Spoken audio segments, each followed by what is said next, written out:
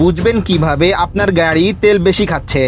লক্ষণগুলো হলো সাইলেন্সার দিয়ে হালকা কালো ধোঁয়া বের হওয়া, এসি অন করলে গাড়ি অস্বাভাবিক ভারী লাগা এবং অ্যাক্সেলেটর দিলেও আগের মতো পিকআপ না পাওয়া।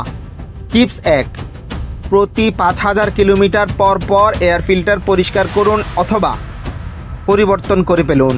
টিপস 2, ইঞ্জিন অয়েলের গ্রেড ঠিক রাখুন। 20-50 এর বদলে যদি আপনার গাড়ির জন্য 50-30 দরকার হয় তবে সঠিক গ্রেডই ব্যবহার করুন, কারণ ভুল গ্রেডের তেল ইঞ্জিনের ঘর্ষণ বাড়ায় এবং তেল খরচ বাড়িয়ে দেয়। টিপস 3 নাম্বার, টায়ারের প্রেসার চেক করুন। চাকার হাওয়া কম থাকলে ইঞ্জিনের উপর 3 গুণ বেশি চাপ পড়ে এবং বেশি পরিমাণে ফুয়েল খরচ হয়। টিপস 4 নাম্বার, অযথা গাড়িতে ভারী মালামাল বহর করবেন না। গাড়ির ওজন যত বাড়বে জ্বালানি খরচ তত বাড়বে। মনে রাখবেন, নিয়মিত টিউনিং এবং সঠিক যত্ন একটি 10 বছরের পুরানো গাড়িকেও নতুনের মতো মাইলেজ দিতে সাহায্য করে। আপনার গাড়ি প্রতি লিটার কত কিলোমিটার যাচ্ছে কমেন্টে আমাদের জানান। গাড়ি সম্পর্কে এমন আরও মূল্যবান তথ্য পেতে ফেসটি এবং ইউটিউব চ্যানেলটি ফলো করে আমাদের পাশেই থাকুন।